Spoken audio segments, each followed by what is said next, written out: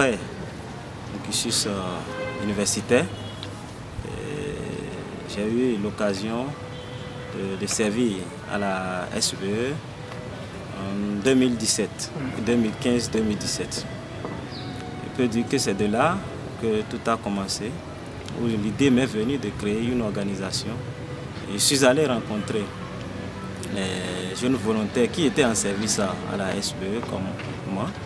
Nous étions au nombre de 19. Et parmi les 19, il n'y a qu'une seule personne qui a accepté s'associer à moi pour la création de cette organisation. J'ai dû faire appel à d'autres amis qui ont accepté s'unir avec moi pour la création de l'organisation. Ce n'est qu'en 2017, en novembre précisément 2017, que nous avons pu tenir notre première assemblée générale qui a donné le nom de Red Technology ONG. Depuis 2017, je suis le président et que l'Assemblée a décidé en unanimement de me confier l'exécutif. Dans le cursus scolaire et universitaire, la plupart des jeunes sont formés par nos universités classiques, c'est-à-dire les facultés classiques. Et que cette formation ne répondait pas, disons, avec comment on appelle, le marché d'emploi.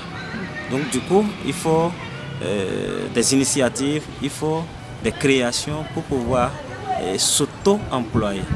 Donc d'où la création de Red Technology, pour pouvoir faire la promotion de l'entrepreneuriat social et pouvoir aider les jeunes à entreprendre, pouvoir aider les femmes à s'auto-employer. C'est-à-dire en un mot l'autonomisation des femmes et des jeunes. Les différents services que nous proposons, c'est la formation en entrepreneuriat, c'est la formation en informatique, c'est la formation sur les métiers d'avenir. Donc voilà en réalité ce que nous faisons. Et nous aidons aussi les femmes à être autonomes, c'est-à-dire à travers des séries de formations que nous mettons à leur disposition. L'État doit revoir notre système éducatif au niveau universitaire, c'est-à-dire nous reconvertir nos systèmes, nos facultés classiques en des facultés techniques et professionnelles, qui permettra à ce que, une fois qu'un jeune sort de l'université, puisse être employable du coup sur le marché de l'emploi. Au niveau individuel, je dirais seulement que déjà il y a les diplômés sans emploi. Donc il doit falloir que ces diplômés sans emploi puissent se constituer en des équipes ou en des groupes de 5 ou 25 personnes.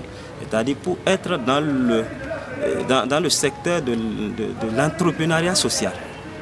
Parce que c'est la clé de toute réussite actuellement. D'autres appellent ça l'économie sociale et solidaire.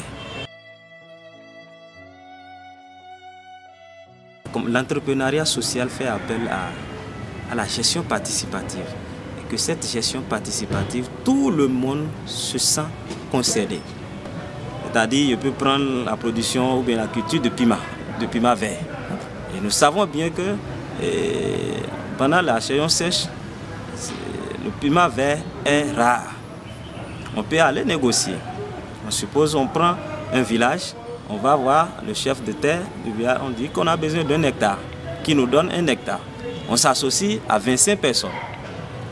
Toi tu sais faire labo, l'autre sait faire comment on appelle semer, l'autre peut apporter des choses, l'autre peut mettre en place un plan de coulement des produits. Donc on s'associe, avec 0 francs, on arrivera à déjà mettre quelque chose en place. Il doit falloir que nous sortions, prenons contact avec c'est-à-dire nos promotionnaires de classe, avec nos amis, pour voir quelles sont les difficultés, quels sont les problèmes au sein de nous ou autour de nous, dans notre environnement, dans notre société, que nous puissions apporter une solution adéquate. Pas, même s'il n'y a pas l'argent, on peut toutefois s'associer d'abord et retracer les idées directrices qui permettra à ce que maintenant celui qui a la capacité d'aller chercher des partenaires, puissent prendre ce volet-là pour aller chercher des partenaires. Je demande à la jeunesse béninoise de briser la glace de la peur et aller risquer et aller entreprendre.